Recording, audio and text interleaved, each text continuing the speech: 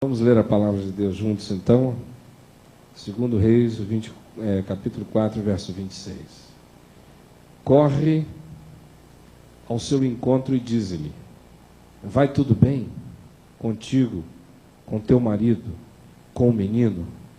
Ela respondeu: tudo bem.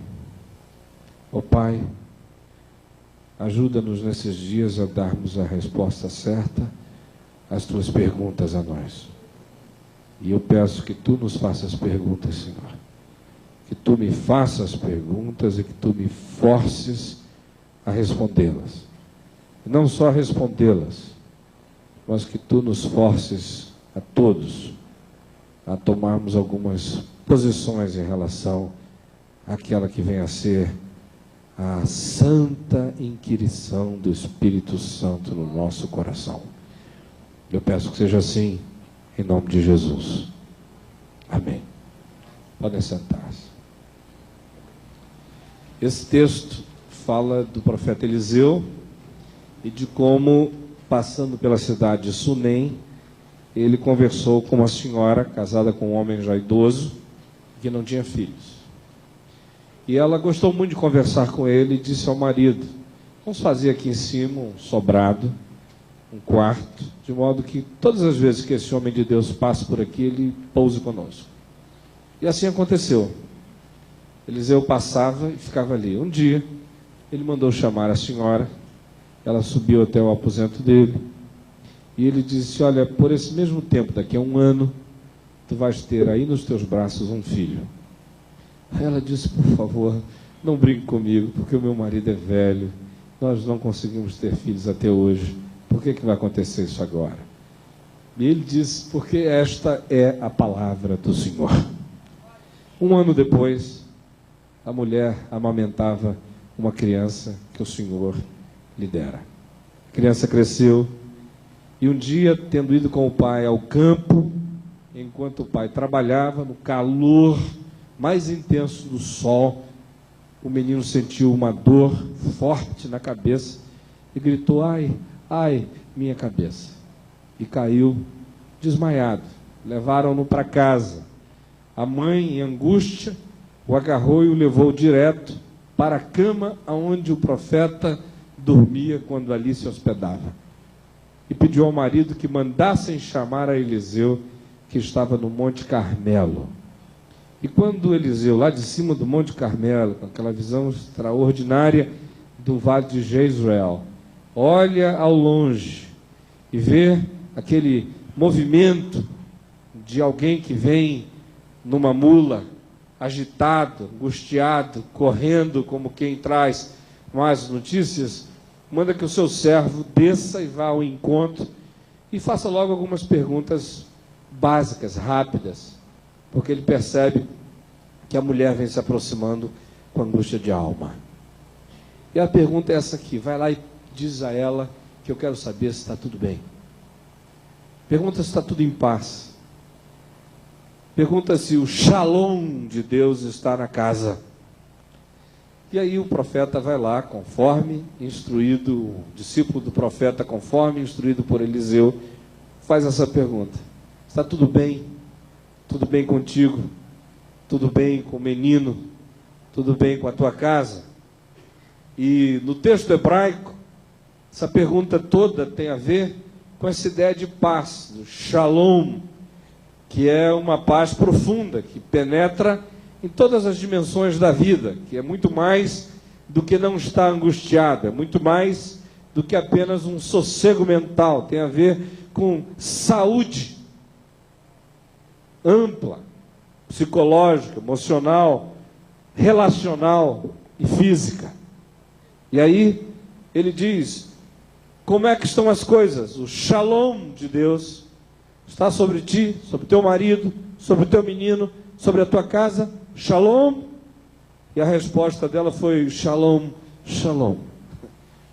O profeta recebe a resposta que o seu servo traz e ele diz: não é verdade não. E o Senhor não encobriu a sua angústia de alma. Mas vamos ao encontro dela, porque ela está desesperada de coração. Olha aqui para mim. Hoje à noite, A pergunta que eu quero fazer a você é essa: vai tudo bem? Como é que estão as coisas? E às vezes a gente dá resposta a essa pergunta sem nem refletir o conteúdo dela. Porque na nossa cultura é absolutamente normal as pessoas encontrarem você e perguntarem: está tudo bem? E a gente pode estar carregando o mundo nas costas, como a música dos Beatles, Jude, carregando the world on your back, shoulders, carregando esse negócio todinho aí, o mundo inteiro na costa. Mas você diz: está tudo bem. E a questão é: por que a gente diz que está tudo bem quando não está bem? O que nos leva a essa resposta que só nos afasta da possibilidade de enfrentarmos a realidade e, quem sabe, até a mudarmos? Talvez a primeira resposta tenha a ver com o fato que muitos de nós não gostamos de nos sentir chatos. Falar de coisas ruins. Então a gente sempre diz: olha, está tudo bem, mesmo quando não está. Tem horror de ser chato, de vender miséria e desgraça. O problema é que, às vezes, a gente continua dizendo que está tudo bem, sempre, até mesmo para aqueles para quem nós deveríamos ter a liberdade de dizer não está. Outras vezes a gente diz que está tudo bem, simplesmente porque nós nos habituamos a sermos pessoas totalmente fechadas, trancadas, lacradas dentro de si mesmos. Eu a cada dia me impressiono mais com a quantidade enorme de gente que não fala. Não fala mesmo. O mundo está caindo, mas eles não dizem nada. Eles estão desmoronando, mas estão silenciosos. A tragédia se instaurou nos relacionamentos, mas ninguém fala sobre o assunto. Parece que se está carregando alguma coisa que seja absolutamente proibida de ser tratada. Especialmente, eu diria, no meio evangélico.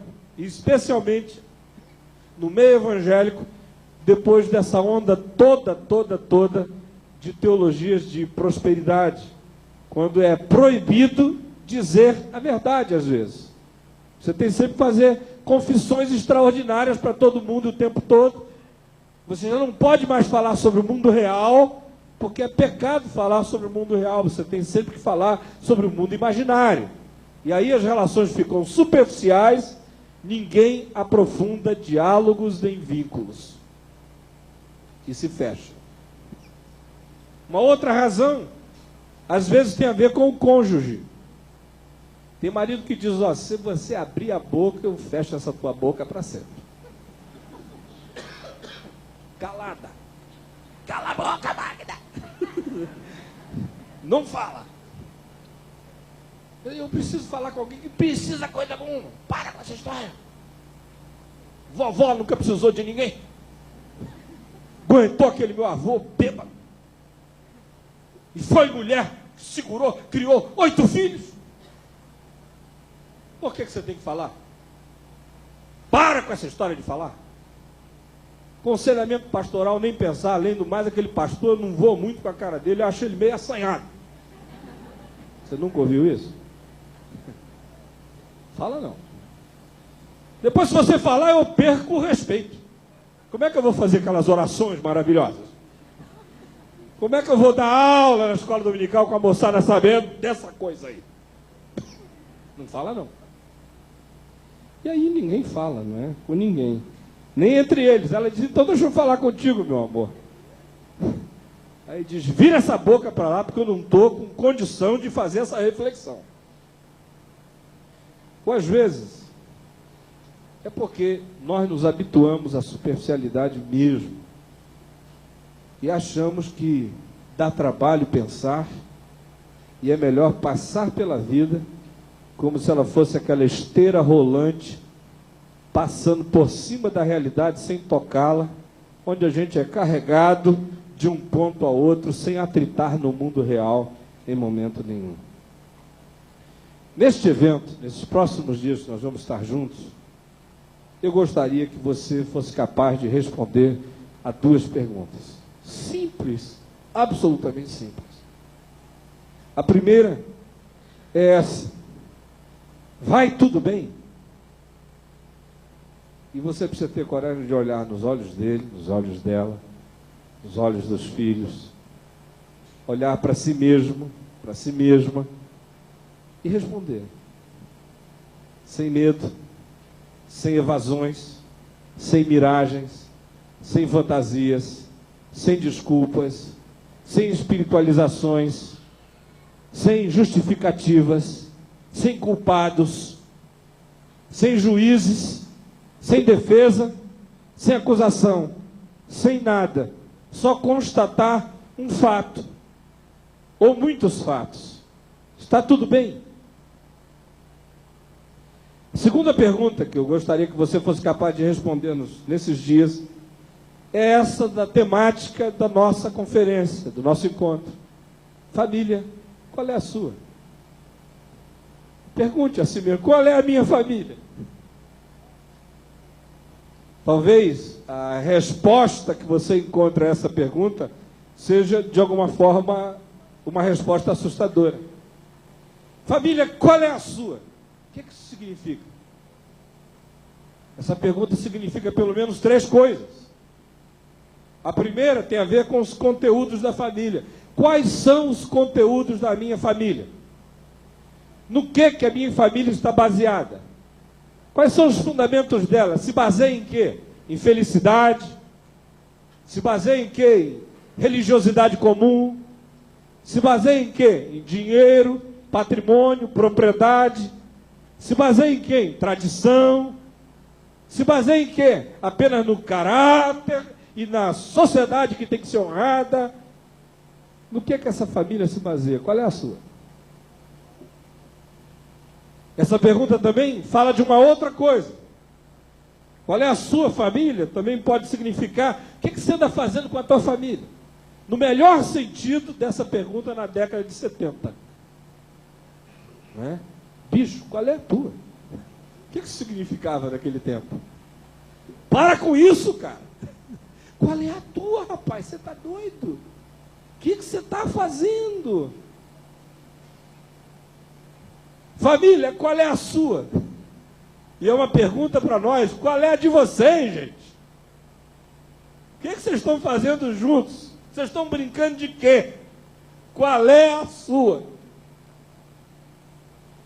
Um terceiro significado dessa pergunta tem a ver com a nossa capacidade de definir, de fato, qual é a nossa família, que é uma coisa complicadíssima. Qual é a tua família? Aí os mais espirituais vão dizer assim, é o corpo de Cristo espalhado no mundo inteiro, aleluia. Está dormindo todo mundo na tua cama, no teu quarto? Acho uma resposta maravilhosa, espiritual, mas a tua mulher vai detestar ouvir essa resposta. O teu marido também. Não é? Eu ouço às vezes, qual é a tua família? Graças a Deus, está espalhada no mundo inteiro. Aleluia. Esse é o órfão universal. É irmão de todo mundo, mas não tem ninguém. Qual é a tua? Às vezes, a resposta é a seguinte: é aquela comunidade do povo de Deus, no meio do qual eu estou.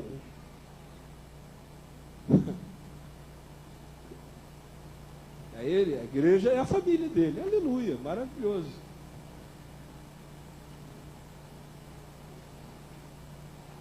Mas tem um bocado de gente bem pertinho dele, se sentindo órfão.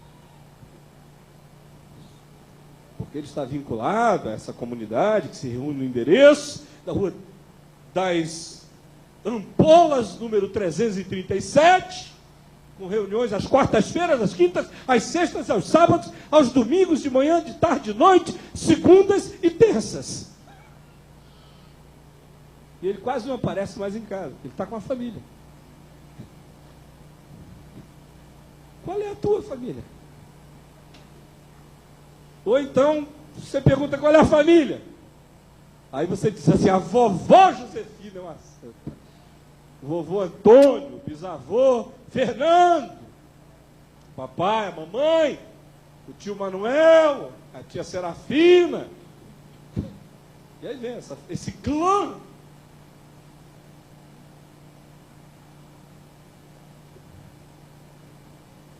A mulher dele sentada num canto, chupando o dedo.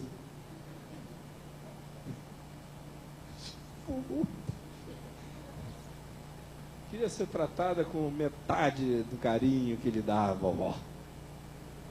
Papai, a mamãe. Tem um texto da Bíblia que diz: por isso reunirá o homem, o vovô, a vovó, o titio, a titia e mais a sua mulher, e serão eles um monte de gente. Gênesis capítulo 2, verso 24. Amém, irmãos? Está escrito isso lá, não está? Está escrito sim, a tua vida me diz que está escrito. Você escreveu esse versículo com a sua vida, a sua mulher está dizendo, é verdade.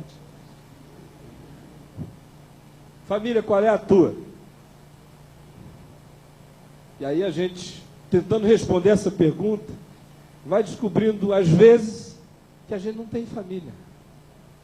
E que a gente está só se tapeando, falando desses muitos e múltiplos vínculos para esconder um fato. Eu não tenho nada com ela, ou eu não tenho nada com ele, ou nós quase não temos nada uns com os outros. Por isso que eu fujo de responder sobre quem é a minha família. Eu falo do corpo de Cristo, eu falo da igreja, eu falo do vovô, eu falo da vovó, eu falo de todo mundo, para não ter que falar dela, para não ter que falar dele, para não ter que falar de nós e dos nossos filhos, porque aqui não tem nada. Qual é a tua? Se nós fizermos essas duas perguntas aos personagens da Bíblia, supondo que alguns deles estão vivos hoje aqui entre nós, qual que vocês acham que seriam as respostas honestas que eles nos dariam? Só para você não ter que iniciar esse exercício sozinho, eu vou convidar pelo menos 6 personagens bíblicos para nos ajudarem a responder essa pergunta. Por exemplo, se eu chegar para Adão hoje aqui, dizer, Adão, está tudo bem? O que você acha que ele ia dizer? Se o problema foi a mulher que tu me deste, Senhor. Estava bem. Antes só do que mal acompanhado. Eu pensei que estava precisando de alguma coisa, mas estava melhor do jeito que estava. O problema foi a mulher que tu me deste, esse clone diferencial. Tirado de uma célula da minha mamária. Trazida para mim, clonada, sem pai, sem mãe. Esse é o problema dela. Se ele fosse um pouco mais filosófico, ele dizia, o problema foi a árvore referencial. O jardim estava ótimo, até surgir aquela árvore do bem e do mal. E o pior do que isso foi aquela ordem, não coma dela. O senhor podia nunca ter botado aquele negócio ali. Agora eu estou com um problema filosófico terrível me acompanhando, me perturbando a mente. Estou com um problema também antológico. A tal da serpente que veio não sei de onde, carregada de mal. De onde vem o mal, meu Deus? O problema do mal. Seu problema é que eu fiz uma escolha ruim, perdi o emprego e agora eu estou arando a terra e suando para chuchu. Para que eu não obedeci a ordem do patrão? Fui despedido. Fazer amor é uma maravilha, o problema é o tal do parto. Uma mulher geme 6 meses, vomita, enjoa. E na hora de dar à luz é uma escuridão só. E Adão e a sua família, qual é a sua? Ele ia dizer, todo mundo. Todo mundo. Todo mundo é minha família. Todo mundo que sai de mim é minha família. Esse é o meu problema. Eu não tenho chance de não ter família. Eu só tenho família. Também estou com um problema horrível com os meus filhos. Eles se detestam uma hora, eles se matam. E se a gente faz essa pergunta para Noé? Noé, está tudo bem. Ele dizia, está ótimo, o problema são os vizinhos. Só tem mau elemento. Eu acho que eu vou ter que me mudar. E agora o que você está fazendo? Eu estou com 2 incumbências terríveis, organizando um zoo e entrei para a construção naval. Não sei para quê. O problema é que eu tive que chamar a família para essas 2 empresas limitadas. E está uma confusão só. E eu não sei o que eu vou fazer quando eu tiver que mudar de endereço. Aí ele faz a mudança. Obrigado a conviver com a mulher dentro do negócio do zoo, trancados dentro desse navio. A gente acha que ela é uma história tão romântica. Quem queria ser mulher de Noé? Meu amor, a Aliá, a mulher do elefante, fez na sala. Plaft! Fez na sala. Não estou conseguindo dormir à noite. Os camelos estão no cio. Você imaginou o ruído desse navio? Ai, ai, ai. Quando passam por essa aventura e sobrevivem, porque não tinham, só não se separaram porque não tinham para onde ir. Eu não aguento mais. Aí ele disse, então vai. Ela abriu a janela e voltou. Voltou. Chegaram lá, aonde acharam que deviam ir, foram fazer uma festa. Vinho. E aí no dia seguinte, o Noé diz, meu Deus, que ressaca, já não se faz mais vinho como antigamente. Qual é a tua família, Noé? Ele olha e volta. Com essa bicharada toda, às vezes eu fico meio confuso. Mas eu tenho aqui os meus filhos. O problema é que entre eles tem um cão. Tem um cão. No meio deles tem um cão. Você sabe que ele tinha 3 filhos, Sem, Cão e Jafé. E você sabe que foi Cão que viu o pai de Porre e entrou na tenda e fez a maior gozação. Ele diz, o meu problema é que entre os meus filhos tem um cão. E Abraão? Como é que está Abraão? Está tudo bem? Aí a resposta dele é, está um calor danado. No deserto, coitado. Que calor terrível, meu Deus. A gente fica assim, romântico, né? Abraão no deserto, peregrinando. É porque você nunca foi lá. Vem comigo.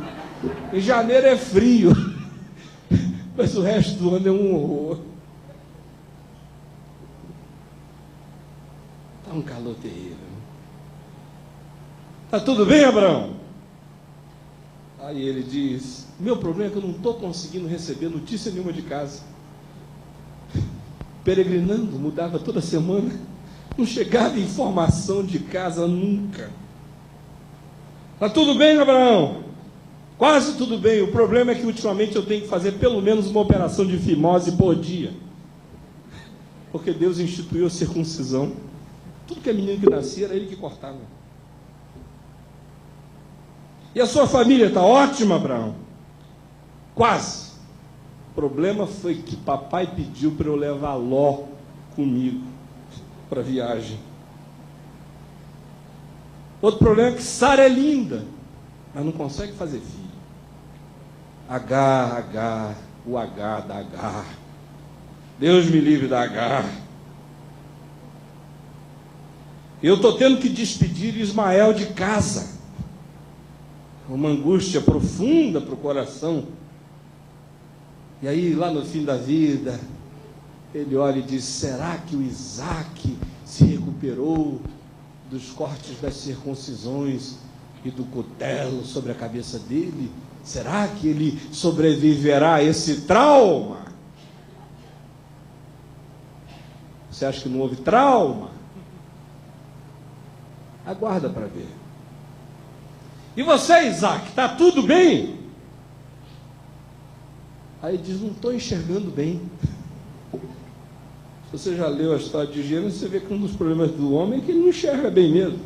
É por isso que o filho Jacó o tapeia. Problema sério de catarata. Acontece com filhos de Abraão também. Está tudo bem, Isaac? Às vezes eu sonho que um cutelo está para cair na minha cabeça. Não sei o que é isso. Eu acordo no meio da noite assim, aquele cutelo.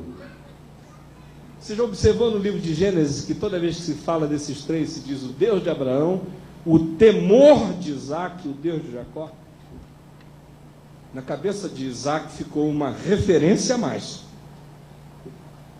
Um temor na cabeça dele. E a sua família como está? Eu gosto tanto do cheiro do Esaú. Quando ele chega do campo, é uma maravilha. Eu sinto, tenho uma sensação horrível de que o Jacó está me enrolando.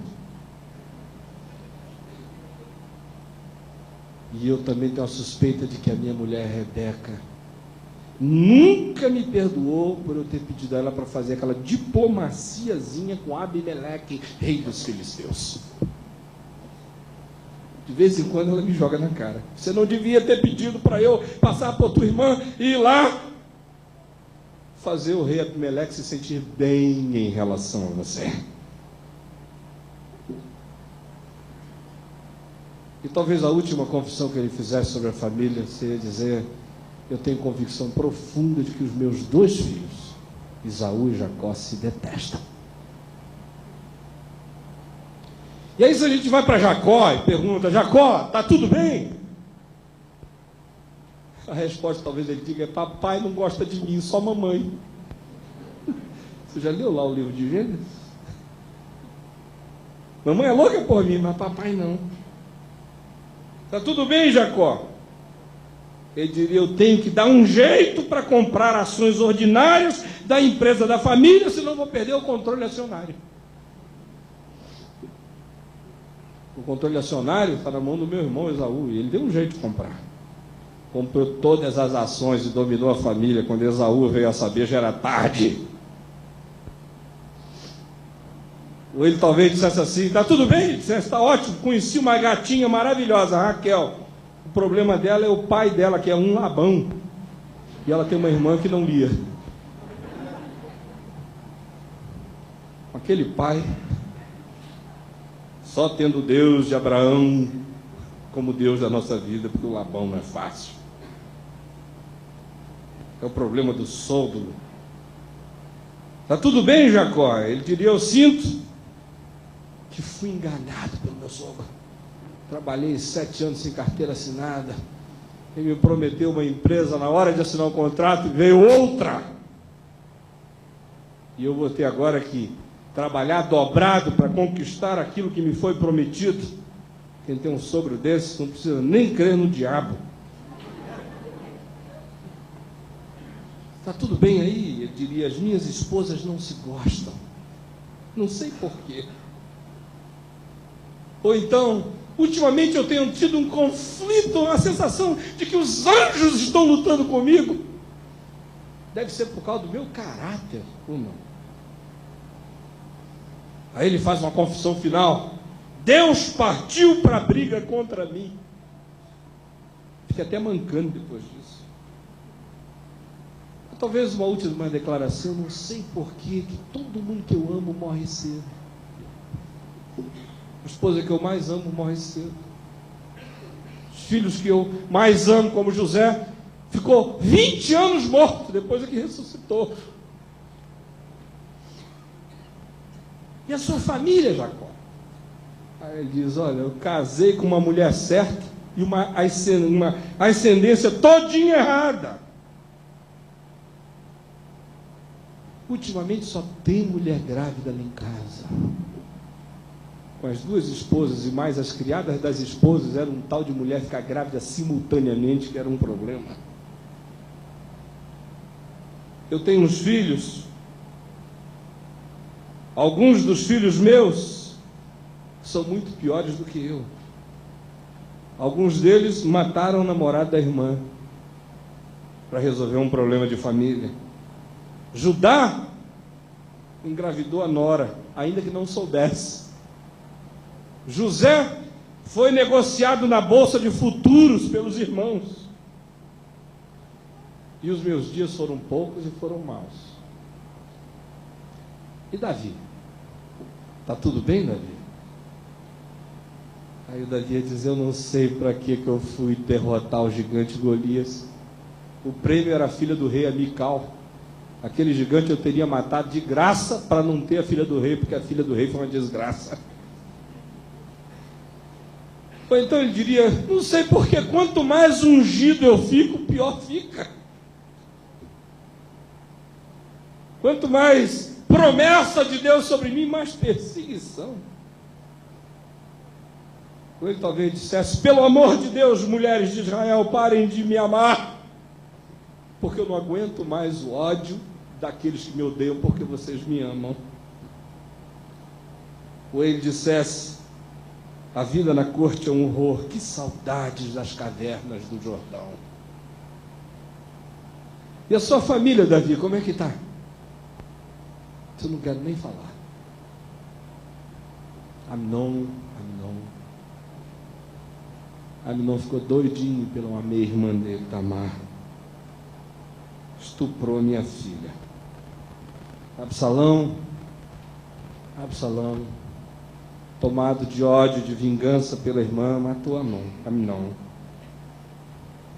Absalão, amargurado,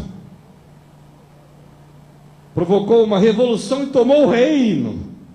E depois morre sob os meus próprios homens. Betseba daqui, Betseba. O que ele diria? Meu amor, Betseba, minha dor, minha vergonha. E Adonias, aquele teu filho bonito, maravilhoso. Adonias é um vaidoso, fútil, só pensa em poder. E acabou sendo morto pelo próprio irmão. Enfim, eu poderia ir por toda a Bíblia fazendo essas duas perguntas: está tudo bem? E qual é a tua família? E a gente iria descobrir que as respostas, arrancadas da própria Bíblia, dos próprios fatos em si, seriam respostas que a maioria de nós não teria coragem de dar. A diferença é que a gente escreve a história da nossa vida como uma grande obra de ficção, e a Bíblia escreve a história dos homens e das mulheres de Deus como uma obra de realidade, da graça de Deus operando nas vidas dessas pessoas.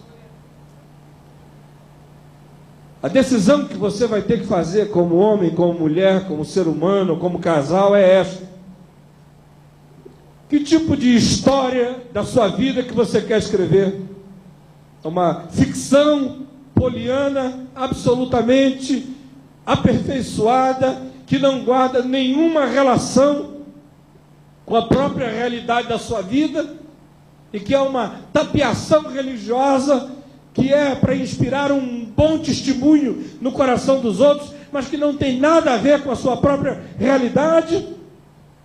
Ou você vai fazer a opção por escrever uma história que fala de fatos, que fala de dores, que fala de sonhos, que fala de frustrações, que fala de encontros e também fala de desencontros, mas que fala, sobretudo, da graça de Deus operando na vida da gente, apesar de tudo. Hoje à noite, eu queria que você ficasse com essas duas perguntas. Pelo amor de Deus, não tenta ser mais espiritual do que a Bíblia. Porque se eu fizesse essa mesma pergunta até para Jesus, a resposta ia ser diferente da sua resposta. Se eu perguntasse a ele sobre a família dele, o que você acha que ele iria responder? Porque até mesmo os seus próprios irmãos não criam nele. Ou, se fazes essas coisas, por que não te manifestas ao mundo? Porque as fazes em oculto. Ou você acha que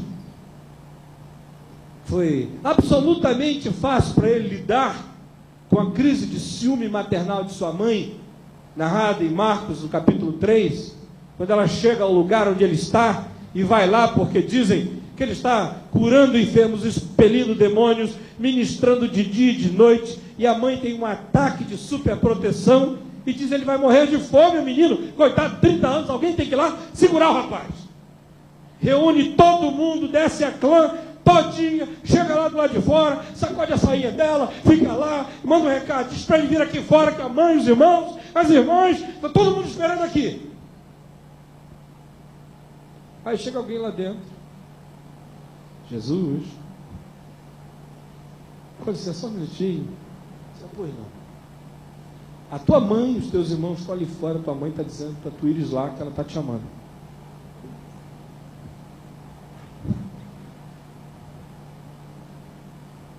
Um pastor mal resolvido tinha levantado esse sinal: desculpe, irmãos, a mamãe está me chamando, eu preciso ir lá. Aí ele chegou e disse, olhando para os que estavam em volta: quem? Minha mãe está me chamando? Minha mãe é aquela senhora ali, é aquela outra ali. As minhas mães estão aqui, os meus irmãos e as minhas irmãs. Ele não disse isso para negar o vínculo familiar. Ele disse apenas isto para baixar o afã fora de hora de uma mãe apaixonada, mas tomada por uma paixão que naquele momento não era saudável, era adoecida e era dominadora.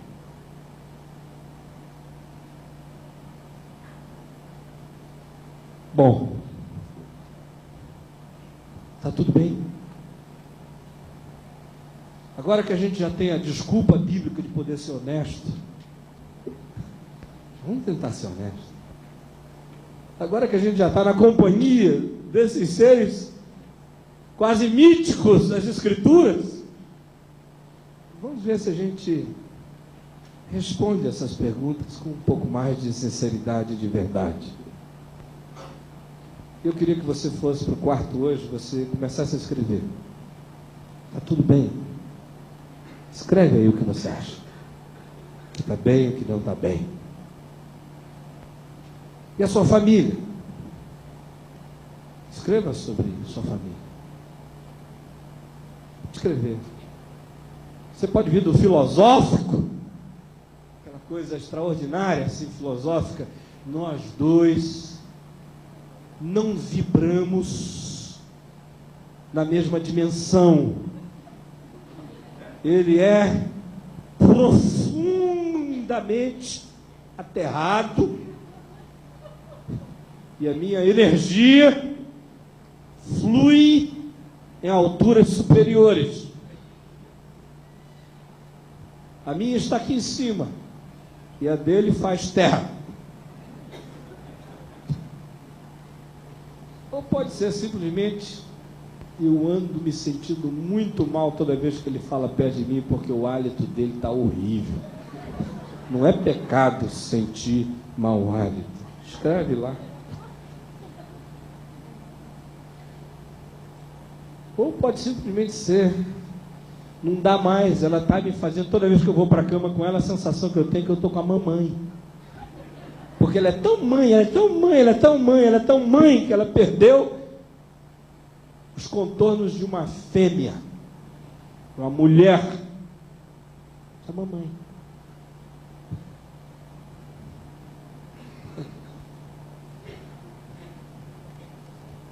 Você pode escrever o que você quiser. Escreve o que está doendo. Não adianta só dizer assim, não, mas em nome de Jesus, esse cheiro não é assim.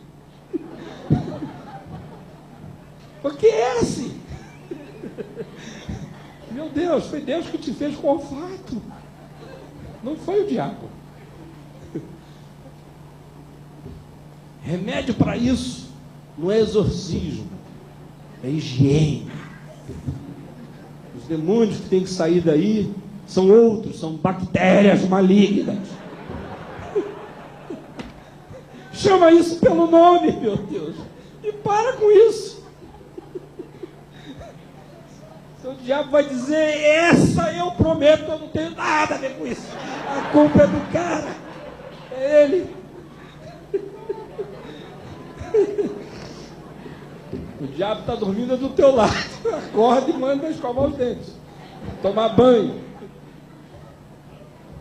Muda o livro dele. Ele só lê manual de como montar carro. Dá para ele um negócio assim mais abstrato, para ver se ele descobre que ele tem alma. Ele tem alma. Que é um privilégio sentir. Você não sente mais. Que é um privilégio chorar, se emocionar, se fragilizar. Diz isso tudo. E você, diga dela.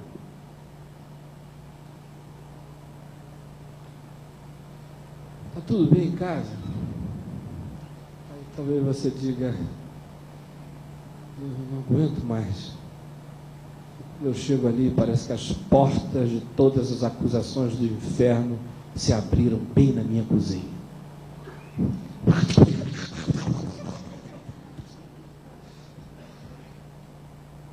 E pior, essa porta está concentrada justamente na boca da minha esposa. Só acusação, só negatividade. Eu não aguento mais. Está tudo bem? E a tua família? Qual é a tua? Vai, escreva isso tudo. Traga para cá amanhã. Não dê para ele ler ainda não, nem para ela. Só escreva. Eu quero que o auditório esteja todinho aqui amanhã de manhã. Se você der para ele ler hoje à noite, pode ser que ele faça as malas e vá embora. Então deixa para ler no último dia, quando vocês já tiverem que fazer as malas mesmo. Mas não vai ser isso que vai acontecer. Porque conhecereis a verdade. E a verdade nos libertará. A verdade sempre liberta a gente. Sempre traz luz para a gente.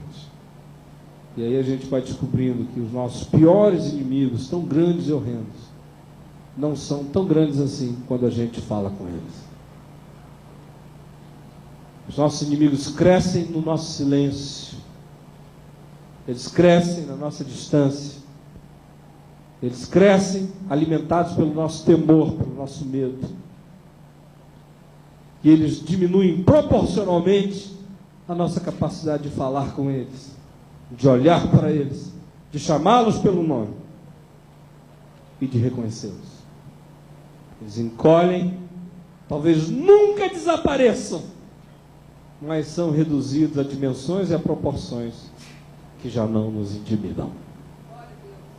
Vamos ficar em pé e vamos orar. Hoje à noite inicie fazendo isso. E amanhã de manhã, quando você vier para cá, eu queria que você viesse também com outras perguntas. Sabe por quê? Eu disse ao pastor João Bezerra que neste nosso encontro eu gostaria que nós tivéssemos muito mais conectividade, para falar uma palavra da internet. Se a gente fizesse um hookup, você pá, pluga em mim, eu plugo em ti. Então amanhã traga algumas perguntas, que eu vou dizer algumas coisas de manhã cedo, mas depois nós vamos sentar aqui e eu vou responder as perguntas que eu puder responder, e eu vou fazer confissão também da minha ignorância nas coisas que eu não souber responder. Então você escreve o que você gostaria de saber e eu vou sentar aqui com você para a gente conversar um pouco, tá bom? Em nome de Jesus. Amanhã venha com esses dois papéis, sua lista de respostas e as suas perguntas. E a gente vai conversar um pouco sobre o que está acontecendo com a gente. Vamos orar então. Senhor Jesus, nós te agradecemos pela Bíblia ser como ela é, tão franca, tão verdadeira, tão próxima da realidade, tão mais profunda do que a própria realidade. Eu quero te agradecer porque tu nos ajudas a ver que o caminho para a nossa cura é o caminho da confissão, da oração, do reconhecimento, do diálogo, da sinceridade e da verdade. Perdoa, Senhor, aquelas coisas que nós nem conseguimos falar a respeito. E ajuda-nos, Senhor, a conseguirmos falar contigo e falar com quem interessa. Todas aquelas coisas que precisam ser faladas para que nós sejamos curados nelas. Quero pedir hoje que o Espírito Santo esteja descascando o coração de cada um de nós, tirando essa crosta de impermeabilidade, de insensibilidade, e que tu estejas nos tornando sensíveis. Também, Senhor, nos desarma, tira da gente essa obrigação de fingir, tira de nós, Senhor, esse capuz espiritual que às vezes só esconde nossas dores e a nossa carência imensa de sermos tratados por Ti. Quero pedir, Senhor, que a mulher não tenha vergonha de ser mulher, nem de ser fêmea, nem de ser quem ela é criada por Ti, nem de ser bonita, nem de ser o ser que carrega a poesia. Quero pedir que o homem não se sinta na obrigação de ser mais duro do que precisa ser mais forte do que deve ser. Ajuda-nos, Senhor, a sermos homens cônscios de nossa masculinidade e também sensíveis o suficiente para nos tornarmos seres bonitos. Quero pedir, Jesus, que Tu também olhes para os nossos filhos e que Tu nos ajudes não necessariamente a oferecermos a eles o que nenhum de nós tem para dar, que é perfeição, mas Tu nos ajudes a oferecermos a eles um coração sincero. Como diz a Tua palavra, portas adentro a minha casa eu oferecerei, terei um coração sincero. Dá-nos esse coração que fala de si, que não tem medo de mostrar quem é e que ganha respeito, não porque proíbe a aproximação ou finge, mas porque, na verdade, mostra caráter, apesar da fragilidade e da fraqueza. Quero pedir em nome de Jesus, Tu nos devolvas para casa muito mais humanos e muito mais cheios do Espírito Santo e do Teu amor. Perdoa os nossos pecados, perdoa os meus, e cobre-nos com o sangue de Jesus, não para que nós sejamos tapeados, mas para que nós tenhamos paz para tratarmos de nós mesmos, Senhor. Justificados mediante a fé, dá-nos paz com Deus por meio de Jesus Cristo, para que por essa paz nós possamos olhar para o nosso coração sem culpa e receber a graça que nos cura. Quero pedir que seja assim, em nome de Jesus. Amém.